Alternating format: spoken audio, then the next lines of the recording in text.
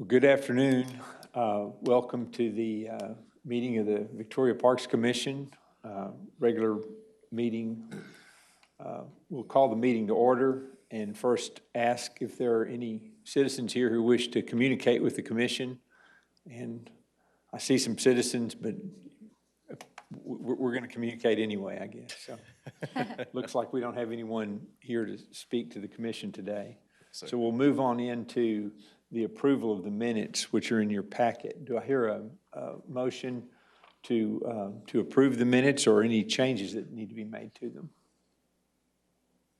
I'll motion to accept the minutes. Okay, there's a motion. Is there a second? I'll second.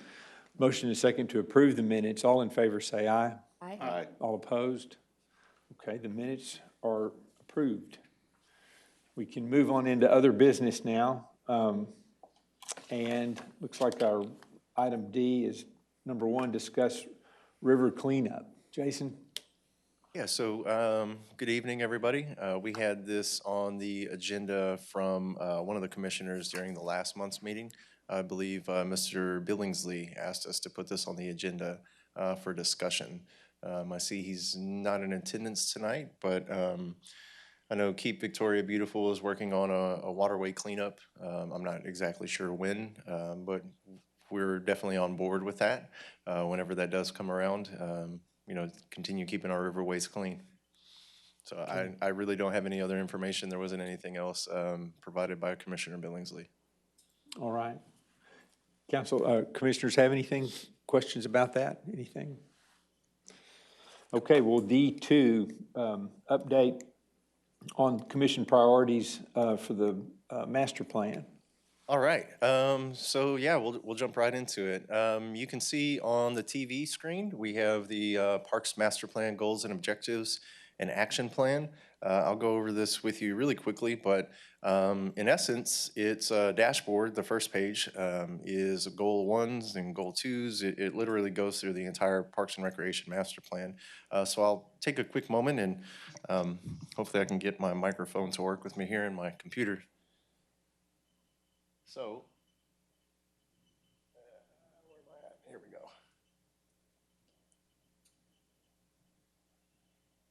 So we have those first goals 1 and 2, and then goal 3 and 4. We have them in very high level, just in the objectives. Of course, as y'all are, probably well versed at this time with the master plan, we have the action items that is associated with each of these objectives. So I'll go ahead and click over to the dashboard details, and then we'll talk about each one of those as it relates to the priorities that y'all set for us back in March and kind of where we're at today.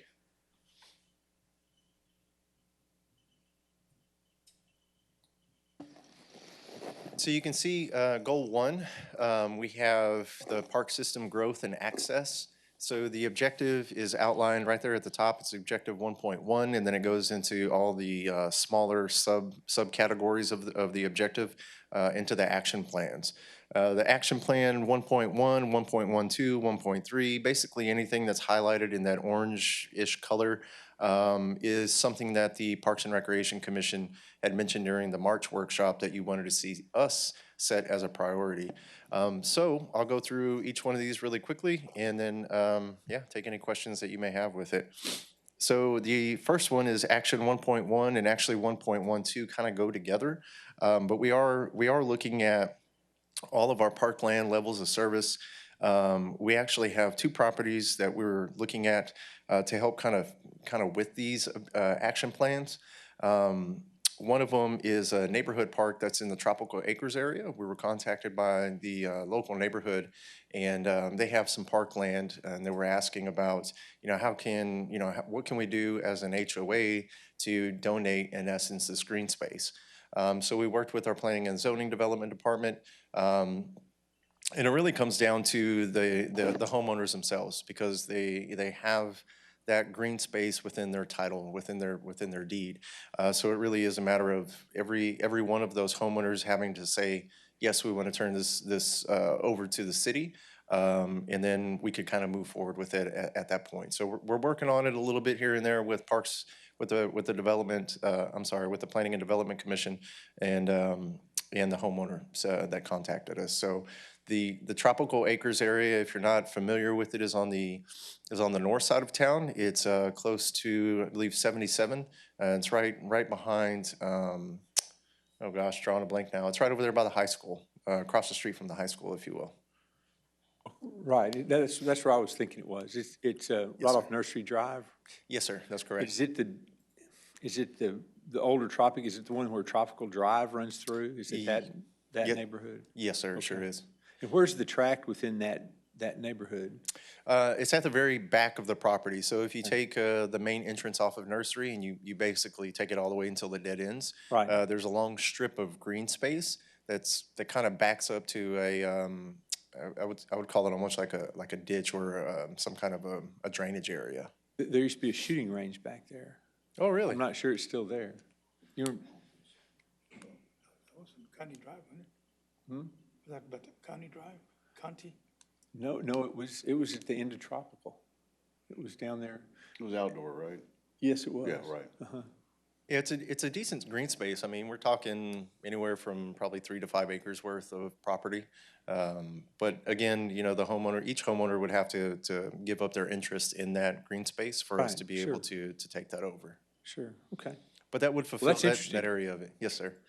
Another one is, there's an area off of Crestwood that we've been working with Victoria Church, looking at, there's some property over there that they have that they were kind of throwing up in the air, seeing what we could utilize it for, and if the parks would be able to take that over. So we are working with them on that. That would fill in a gap within, I would say, more of the central area of town. And so hopefully through continued conversation, we'll be able to talk with them and potentially acquire that piece of property and turn it into a piece of parkland. And then, yeah, so those are those two areas. And then the 1.13, which is the trail network level of service. That one, actually, Commissioner Keeling has been a part of conversation on some of that. But we're working with the Planning and Development Services for an update to the Active Transportation Plan.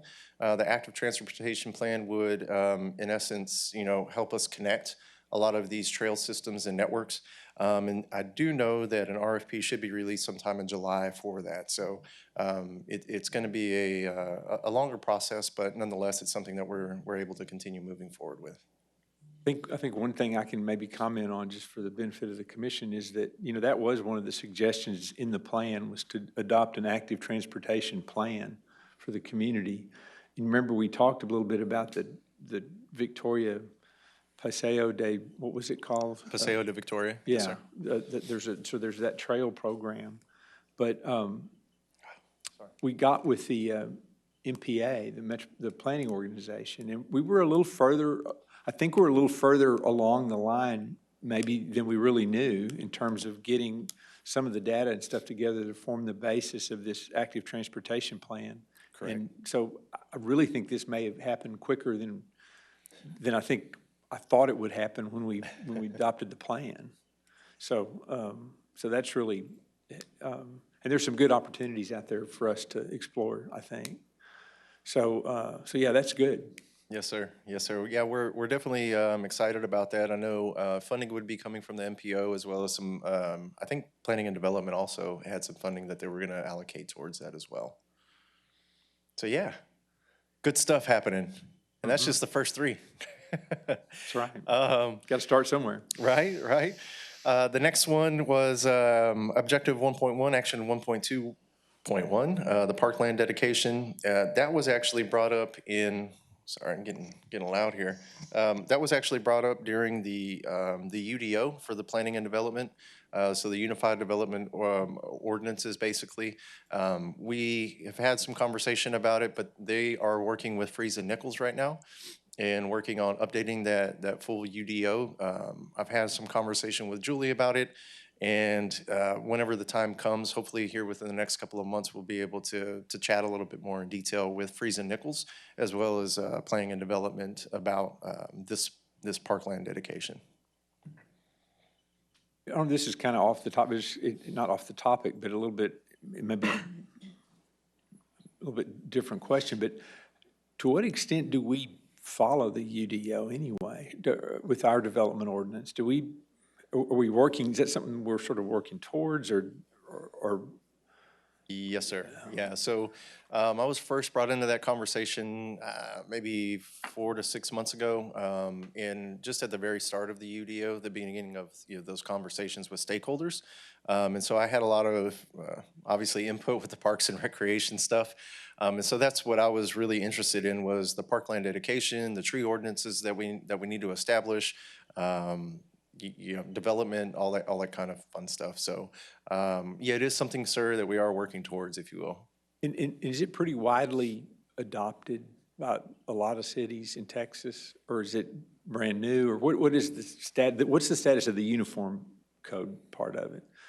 Or as it relates to the parks Just as dedication. relates to, no, just as relates to development ordinances in general, is it, I mean, the UDO is, sort of a project that professionals have put together, to say this represents a great ordinance, your city ought to adopt it. And I just didn't know how widely adopted it is in our area or in. That, not speaking to that, I couldn't really speak to the non-parkland part of it, I guess, the non-park side of it. So that would be something where, I would have to touch base with with planning and development and see exactly what, how far they get into that.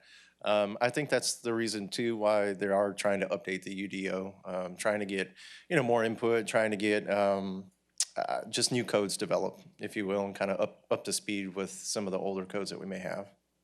Yeah, okay, well, good, thanks. Yes, sir. I think half mentioned it though, so that would probably mean it's pretty common in the Yeah, state.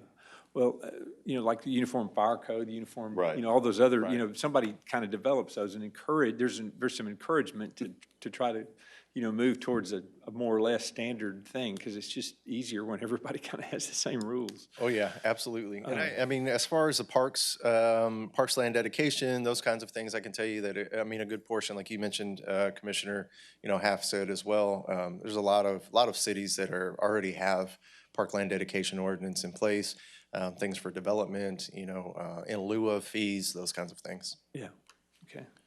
Okay, take just a quick second and I'll scroll down to goal number 2.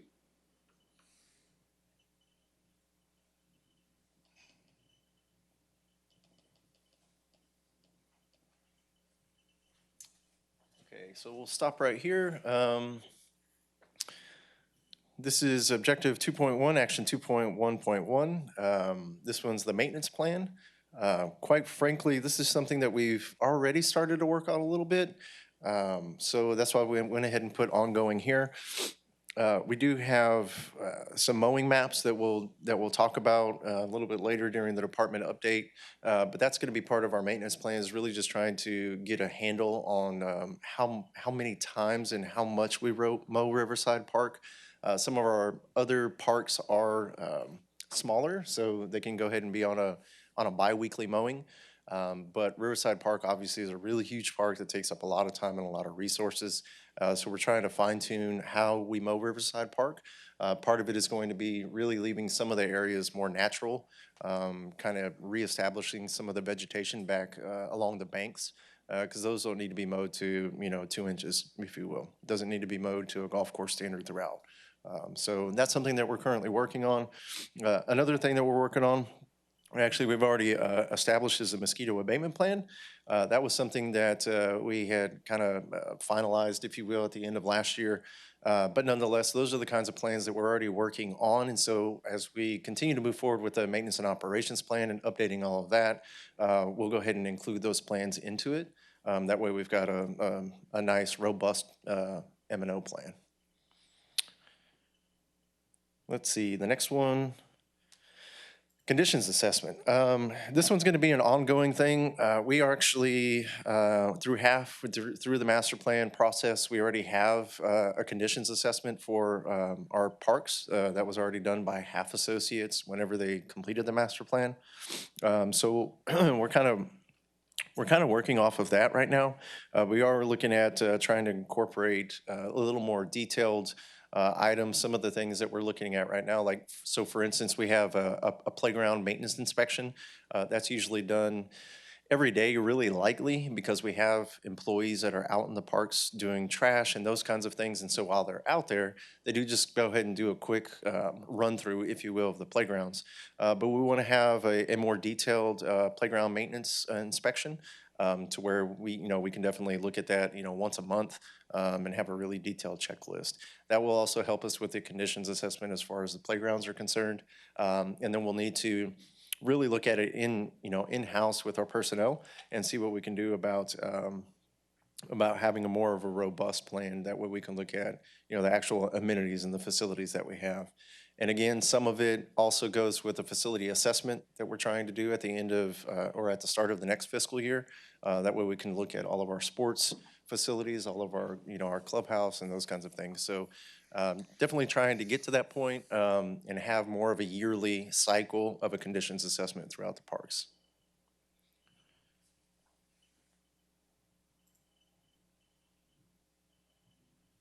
I don't know about y'all, but it's chilly in here. It's cold. Roger, our building services manager, our director, he definitely has the AC working over here. So Action 2.2.5 through 2.2.17, that is the near-term park improvements. This is just an ongoing thing that we have. So some of the things that we're already looking at in this current year is trying to see where we have some funding available so we can look at upgrading some park lighting over in MLK Park. So we're working on that, trying to, be very mindful of where we're putting our money within our parks. And so, we want to be mindful of putting it on the south side as well as the north side, spreading the love evenly. Another thing that we have already in the budget this year is a fencing that we can have around the playground over at Ethel Tracy Park. So I know that that's a safety issue. I don't know, safety was another concern of the Parks and Rec Commission. So we wanted to make sure that we, kind of touched on some of those. In addition, we do have some money in the budget that we had proposed for this upcoming fiscal year for sidewalk improvements.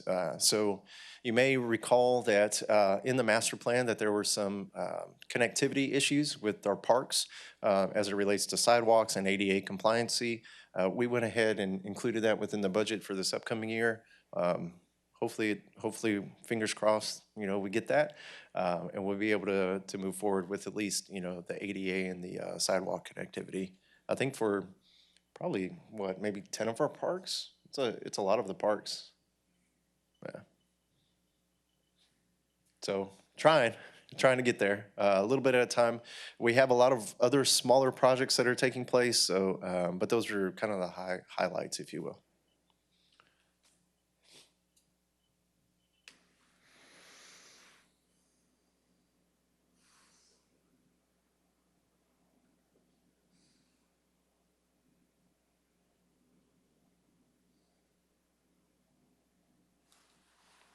Okay, I'm gonna let Kimberly speak to this one a little bit more as it relates to the recreation component.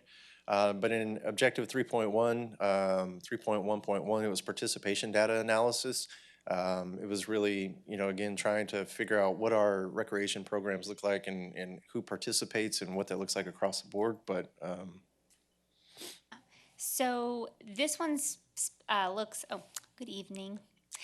So this one looks specifically at ages, and so our recreation software that we have, it captures ages for the programs because specific ages are required for certain things. Like we started a toddler program, only toddlers can participate, things like that. The software system that we currently have does not allow us to run reports. It captures it, but it doesn't filter that through. The recreation software that we'll be moving to by the end of the year, beginning of next year, that will allow us to run reports to filter that information. But we can pretty much look at what we have right now and know who our target demographics are. We do a lot of family events and just looking at all the family in general, and then the adults.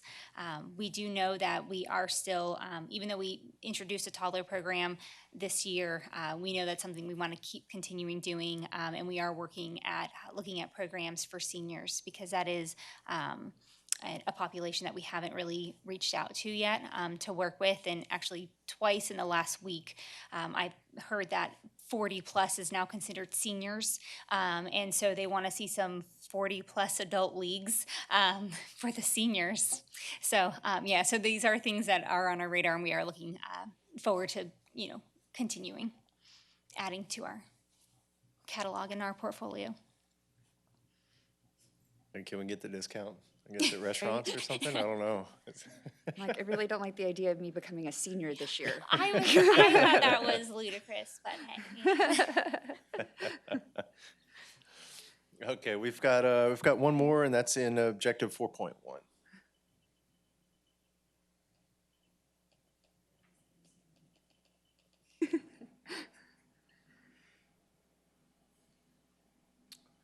Okay, so objective 4.1.4 was park security. I know this was talked about in fairly great length during our meeting in March that we had. So we did go ahead and place 2 park rangers back into the budget again to see if we can hopefully get those at the beginning of the fiscal year. In addition to that, we did add some security camera footage that we wanted or security cameras that we wanted to have over at Ethelly Tracy Park Splash Pad. That way we can keep an eye on anything that may happen over there. In addition to that, we already have, I think, the internal kind of hardware set up for it. So it's just a matter of getting the cameras and getting some of those things installed. We are still looking at some Ethelly Tracy Park at the entrance of it, having more of like an automatic gate, if you will, that can help with the security of the park over there as well. There had been some complaints about just, people, because it's open and it's right behind a neighborhood, that some people come in, obviously when the park is closed, doing things that they probably shouldn't be doing. And so we want to make sure that we secure the park as best we can as it relates to Ethelly Tracy Park. So those are really the kind of the things that I wanted to touch on. Again, those were all the priorities that we had discussed back in March. I told you that was going to give you an update every quarter. This would be right here about the quarter. And so I just wanted to make sure that we fulfilled our word in giving you an update, and we'll continue to provide an update every 3 months. Well, this is good. Thank you, Jason. I appreciate that. If commissioners have any comments or thoughts? Good. Thank you for bearing with me too, because I know I've got like a small lisp right now. So I bit my tongue. I told Commissioner Keeling about it. So I'm trying to roll I with just it. was and going to let not everybody be- wonder, but that's okay. I think you're doing fine. so- Yes, we didn't even notice. Yeah, That's right. Thank you. I appreciate that. Okay. Department updates. All right. Let's change this over here.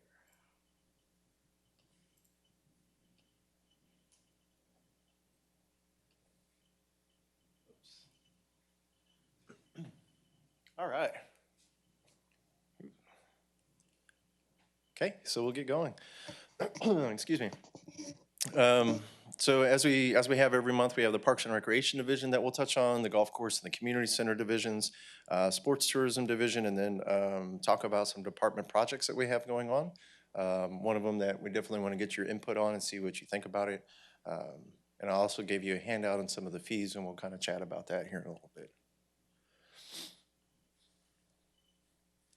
You got it.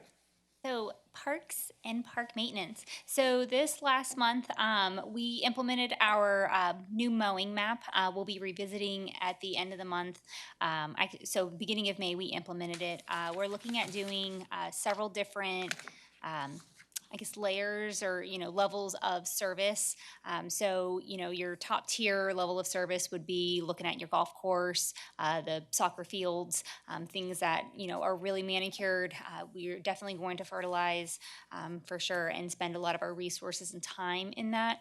And then we go through, other tiers if we're looking at mowing, twice a month, monthly, or quarterly, depending upon the use, if it's an entryway, things like that. So areas that they cleared along the river previously, as Jason was saying. So those great windows that staff worked hard to create, like by the benches and stuff, will continue to be manicured. But the other areas will be a little bit longer, healthier for the grass, insects, animals, and really start becoming those conservation, minded department. So we'll be revisiting that, make sure the park's still looking really great. We started pressure washing the skate park last month. I don't know if you've been near it lately or by it. You can see the difference just from the parking lot.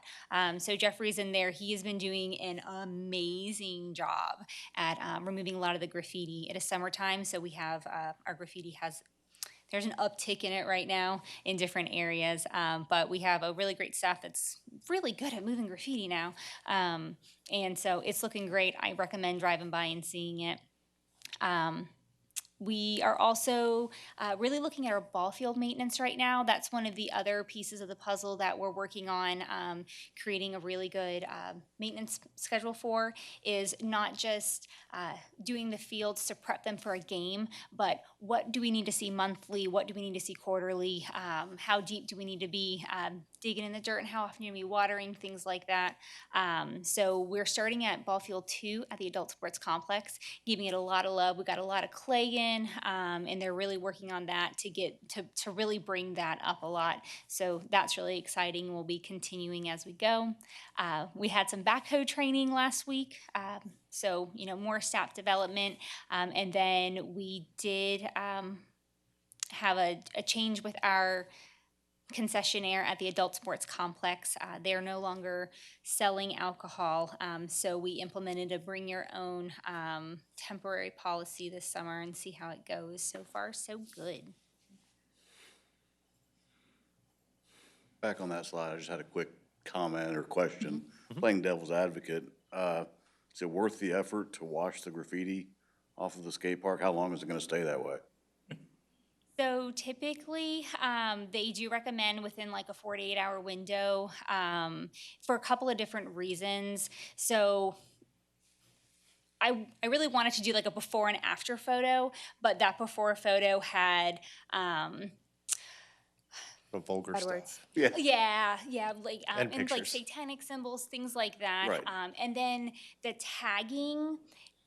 That's kind of like our big thing is accessibility. We want people to feel welcome into the facilities. When you tag something and saying this is our turf, you're directly saying there's a group of people that if you come here, we're threatening you, and that is not what we want to have people feel when they come into our places. Okay. It does deter. I've had in a previous city that I worked in, we had an area that constantly got tagged, if you will, and had graffiti on it. And as we stepped up our cleaning process, if you will, we saw less and less of that. So it does good. work. And we are looking at putting up the board, so there is a place for graffiti that we can like whitewash every now and then. Blank slate sort of thing. And Good. then one of our recreation programs that we're going to be doing next week. So June 21st is National Skateboarding Day. So that's one of the other pieces to it, is building relationships in the community. So there's always those informal leaders of different organizations, and so if it's we can work with them, make sure they don't want their areas trashed either, and try to help like policing from within. If you see your buddies, like say, hey man, that's not cool. So that's the other Good idea. piece to it. So this past month we had a successful Cinco de Mayo 75th anniversary art in the park, and our cornhole tournament. Thank you all for all y'all's help with the 75th. It was really wonderful. And then some highlights that we're really looking forward to. Tuesday, we have a new recreation coordinator starting. So that's really exciting. We'll be able to amp up our programming and our events. We're continuing with our adult softball and kickball, wrapping up by the end of the month. And then our high school fast pitch softball has started. And then coming up tonight, actually, at 6 o'clock, we have Art in the Park at Hopkins. We have a kayak clinic on Saturday, National Skateboarding Day next Tuesday, and then we're looking forward to our big 4th of July Miller Lite blast-off event. So I just wanted to throw this out there too. Kimberly had mentioned the one recreation coordinator that's starting next week. If you may recall, we had two positions that were open out of 3. So that definitely, that extra person definitely helps fill the gap. And so we'll continue to work on the last position that we need to fill. And I'm hopeful that we can come to, We have made an offer. That one's just not, we don't have a start date yet. So hopefully end of July, we'll be fully staffed with our full-time recreation, which is awesome. yes. So I'm not sure, just wanted to kind of throw this out there for you. Riverside Stadium 75th was really awesome. We had, on Friday night, we had the Home Run Derby. And we had all 3 of our city managers and assistant city managers out there fielding the balls. It was really great. So in the top left picture, you can see Jesus, Derek, and Mike. They were out there just supporting the 75th, and it was just really great.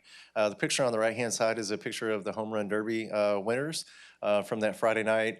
And, you know, it's 75th. It doesn't come around but once, right, in a lifetime.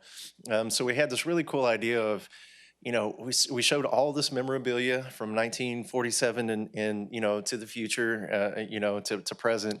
And we said, you know what, we have to figure out a way to, you know, remember, if you will, the 75th. And so we wanted to make sure that we had a team photo of everybody. So we took a team photo of the Parks and Recreation Department. And all of the memorabilia that we have for the 75th, we're going to end up putting in a shadow box and displaying it somewhere within the Parks and Recreation offices.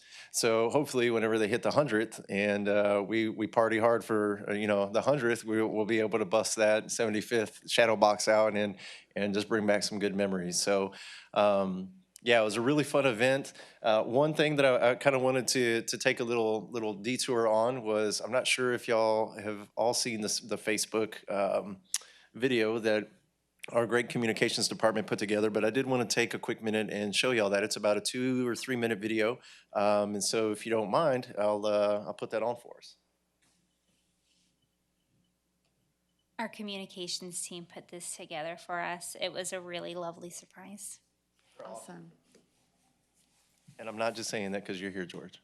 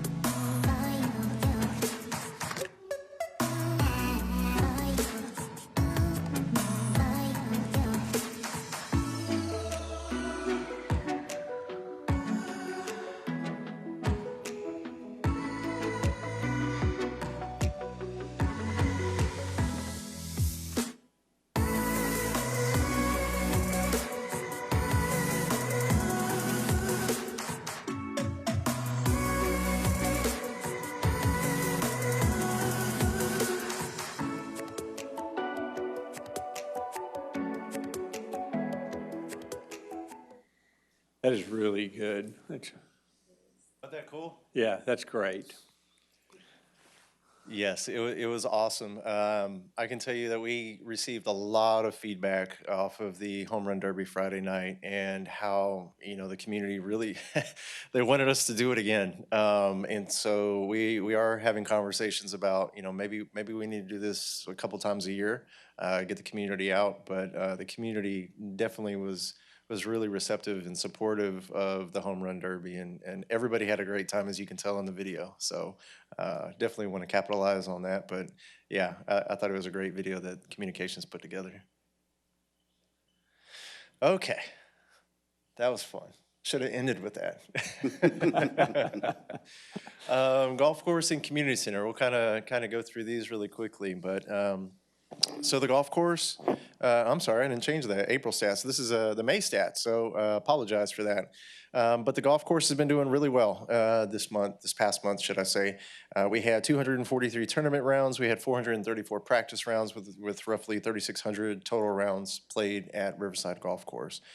We do have some upcoming events, and those are noted there on the right-hand side. One of the bigger ones that I want to make you aware of, if you do go out there and play, that on the 21st and the 22nd of this month, we will be doing some aerification. Just kind of a heads up on that, just trying to continue to maintain our greens in the best way that we can for the community. So overall, this month, we made we brought in 125,000 and some change. Again, our expenses are around 90,000 and some change, so definitely made a profit on this month. And with the next graph, I'll show you, you know, how we compared. One of the things that I did want to note, though, I didn't know whether to bring it up now or in the sports, but we do, getting tongue twisted again, have that issue. So we were contacted by the American Junior Golf Association. The American Junior Golf Association is it's a really known, you know, throughout the golfing community. What they do is they focus on college-bound students who are going after, you know, golf scholarships and those kinds of things. And they want to have a preview here in Victoria, Texas. So we took that item to council because we wanted to be a title sponsor for that. And they accepted, they approved that item on the agenda. So in April, I think it's April 18th through the 23rd, of next year, we will be hosting the American Junior Golf Association Victoria, Texas preview for the next 3 years. This is going to bring in about 96 players. Majority of them are national. Some are international. I think they provided a couple examples from previous previews that they held in other cities. And I think they had on average about 4 or 5 international golfers that came to those specific previews. So super excited about it. Think it's going to be really great for the community, obviously for the golf course as well. Excuse me.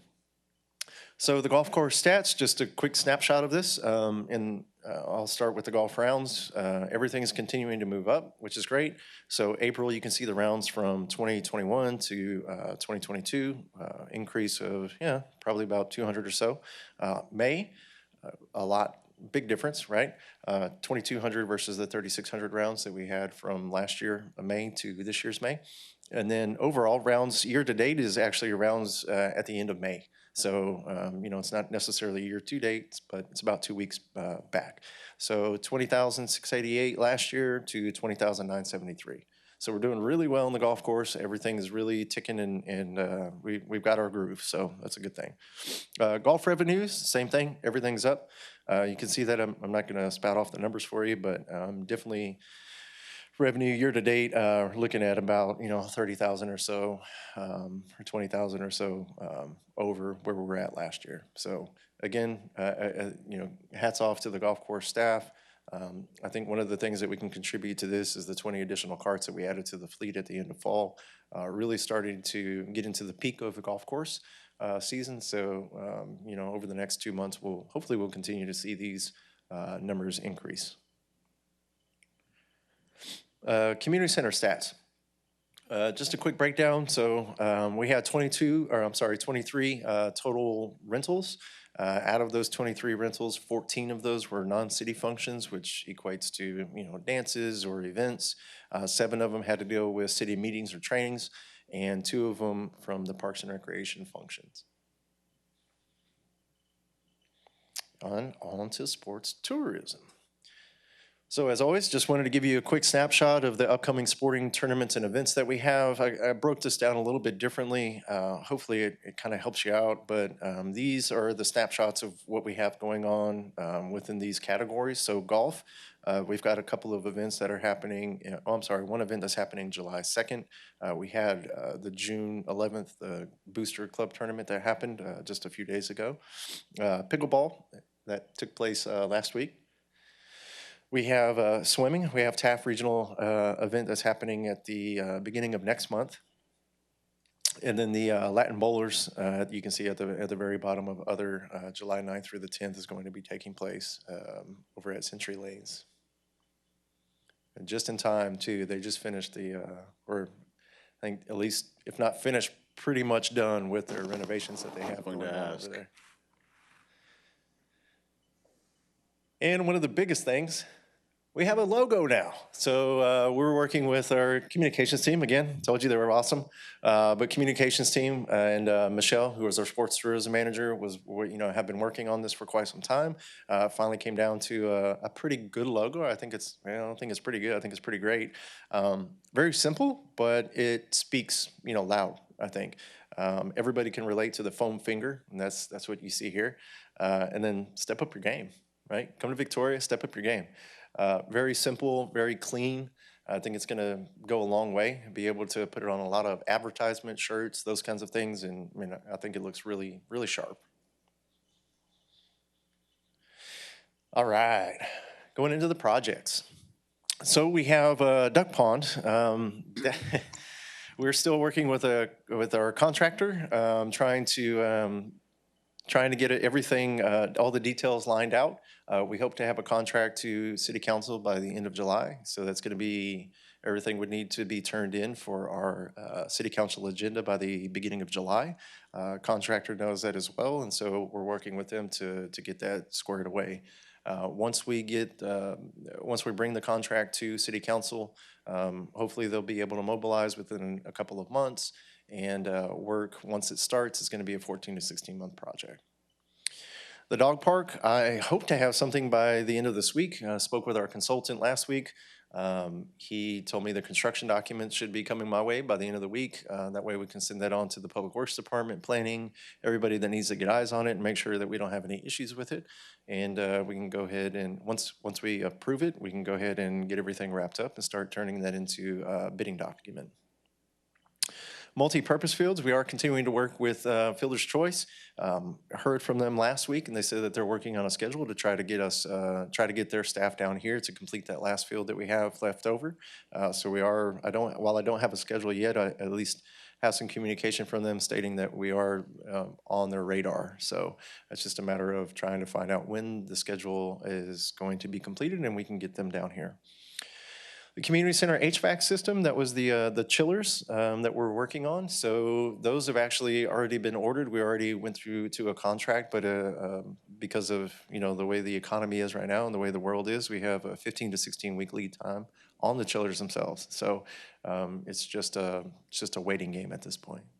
And they could borrow one from here. Yes, I think they could. Some of the other things that we're working on, I don't have a slide for it, but I do have a handout for you in front of you. While it may not be a project, it was kind of a project for us. It was our fees. And while I don't really, we can discuss it if you'd like. I'd rather put that on an agenda for next month. If y'all have any, that can give you some time to kind of digest that, look through that, see what you think about it, and then we can have that conversation next week. Yes, ma'am. I'm sorry, not next week, next month. And then that way we can talk about it. But we are updating our fees for all areas of the divisions. So parks and recreation, the golf course and the community center. We heard from the community about some things as it relates, to all of the divisions. And so we wanted to make sure that y'all are able to put your eyes on it and have an opportunity to discuss it with us. And if there's anything that you see that you like or you don't like, that could be the time that we talk in detail about it. And then last but not least, Ted B. Reed. We put money in the budget for this for this year for a new design for Ted B. Reed Park, or a new playscape. The playscape that we currently have, I think, is from the late 90s, if I'm not mistaken. 97 for some reason rings a bell. I don't know. Yes, something like that. So it's a very old playground, if you will. So what we do is we go through the process of so let me back up a little bit.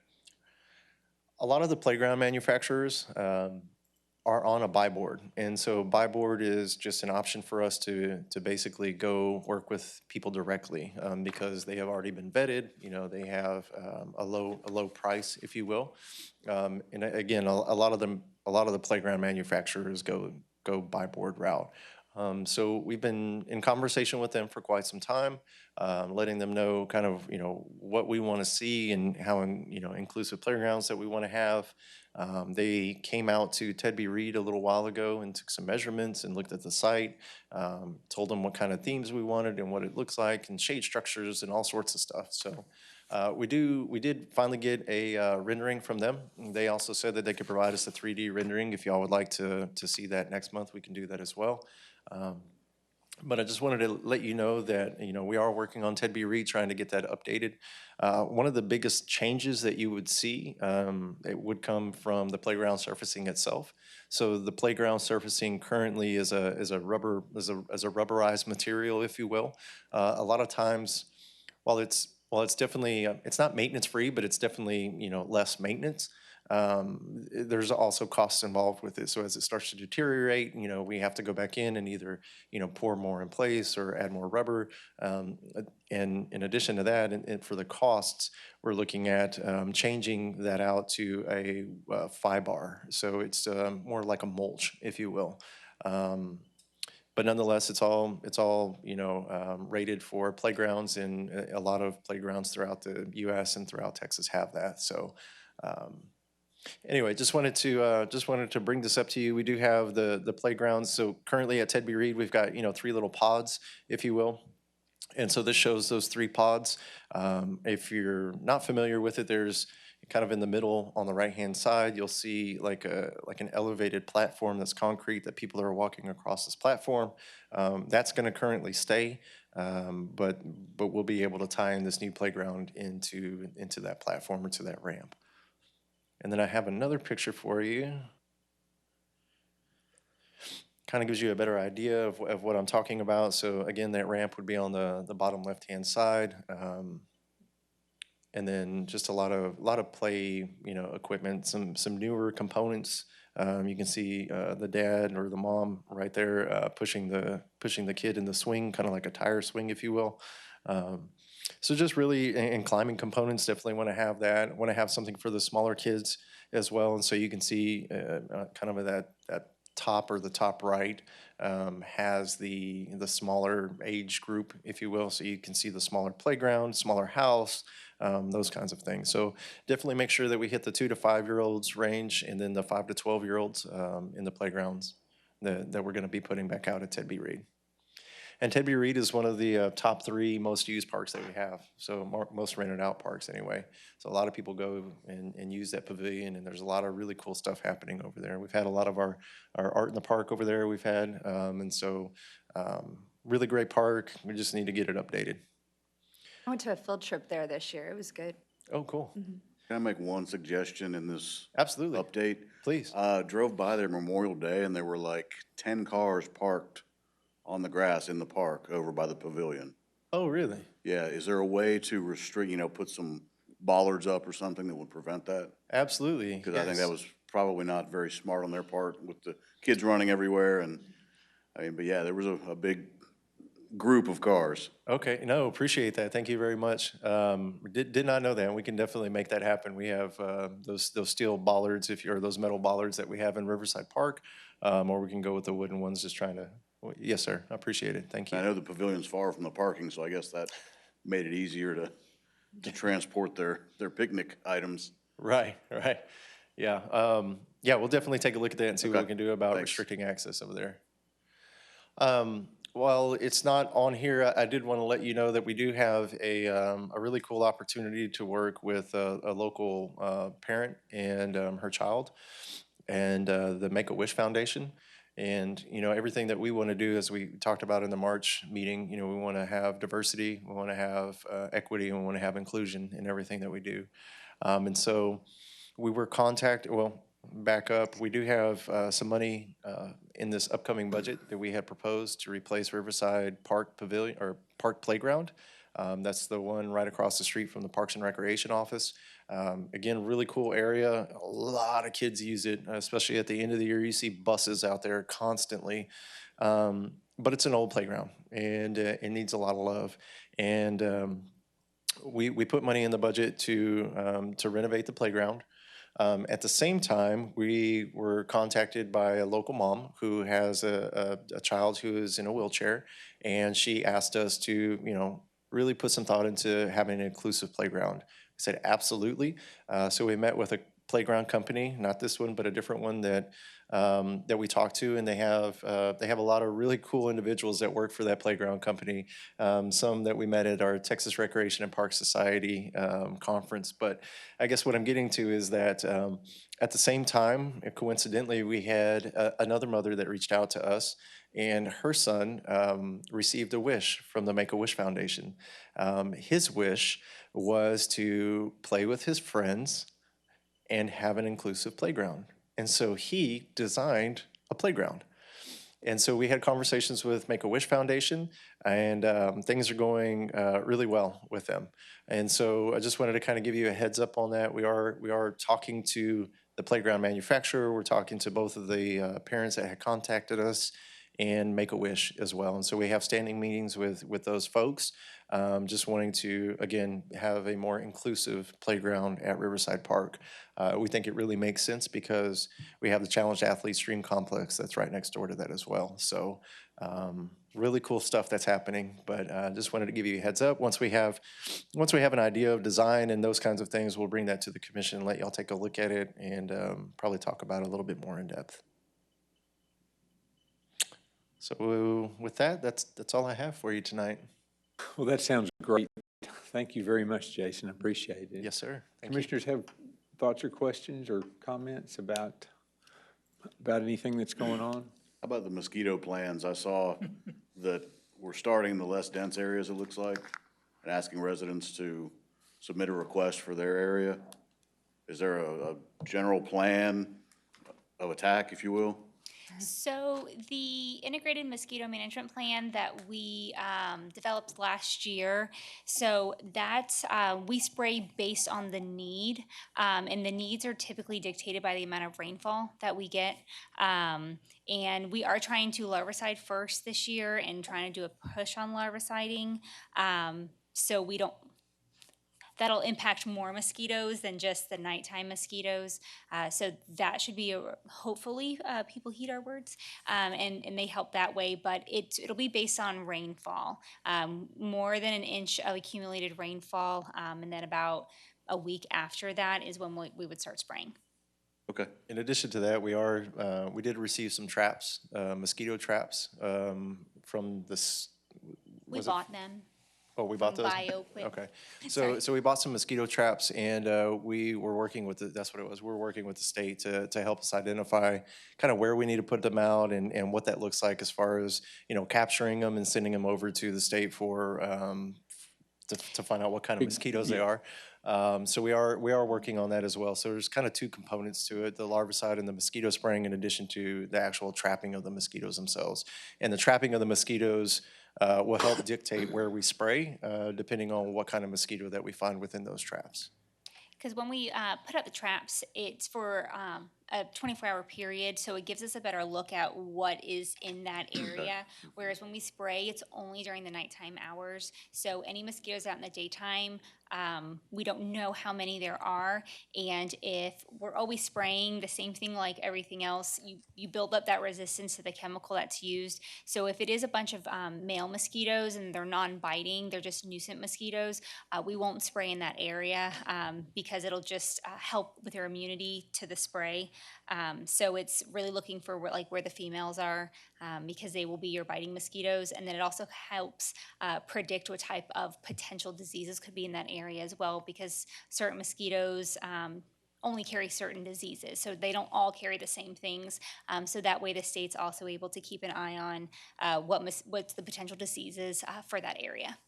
I was unaware of that. Oh, Good it's info. fascinating. I was going to say, there's a lot to learn about mosquitoes, I They're only guess. the one that It's- bite. Yeah. It's so cool. I don't know how thrilled council was with that presentation, but it was thorough. I could talk about mosquitoes forever. It's the weirdest thing now. We do have a mosquito abatement plan. I don't think it's a fairly thick document, but it is lengthy, and we can Bulky send that out it to is. the commission. That way you have that available, because there are certain thresholds that we have where it activates certain things that we do as a department or as a city. Okay, thank you. Yes, sir.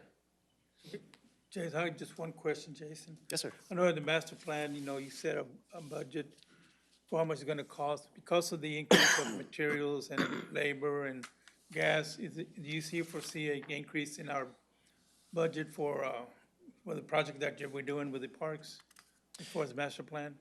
Yes, sir. I mean, a lot of those are, we are trying to take that into account. Unfortunately, it's changing almost daily with that. And so we're even, some of the projects that we have right now, Duck Pond, for instance, is a really good one. It helps give us some indication as to where the increases are. But yes, sir, we are trying to take that into account as much as possible. Some of the projects that we have, and just talking with some of the consultants as to where you would have, anywhere from a 10 to 20%, I'd say probably more like 15% contingency on a plan or on a project, they're now all the way up to about 30%.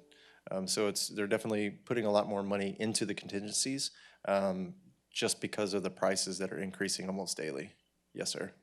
Then I ask, because, we got all this project, and I sure hate to hear that, we're gonna have to cut here, we're gonna have to cut here because of the increase in materials and increase of everything else that's going on. Yes, sir. Yeah. That's good. Good work, by the way, in responding to the question about the duck pond that was in the letters to the editor.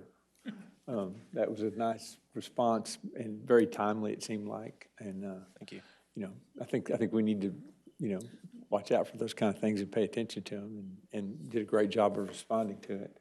Thank you. One last thing, that we have a role, or the department has a role, doesn't it, with respect to the trees alongside the loop up on the, along, the loop 463? along the north side of town up there? The new trees? Yeah. Yes, sir. So we were involved with, Environmental Services is spearheading that project, but we were involved as it relates to the trees and selection and, yes, sir, those kinds of things. Well, they are beautiful, and I've heard they're the kind of thing that just sort of there, and people don't really notice until they notice, and when they notice, they're like, that's really nice. It's very nice. Well, the So- TxDOT was great to work with on that. Uh-huh. I worked with the landscape architect, his one of his coworkers, if you will, in the Houston area, and we did a similar project in Jersey Village. And so he was very familiar with it, and it was great. It was good to work with them on that, and for people to be so receptive to different changes in the types of trees and what we really want was fun. But I could talk about that all day. But thank you, I appreciate it. Well, I mean, once you notice it, it really is a nice thing that we have. Anybody have anything that needs to be on the agenda for a future meeting? Okay. Anything else from you guys? Okay. Well, if that's the case, it's 5:56. We're adjourned. Thank y'all. Thank you. Thank you.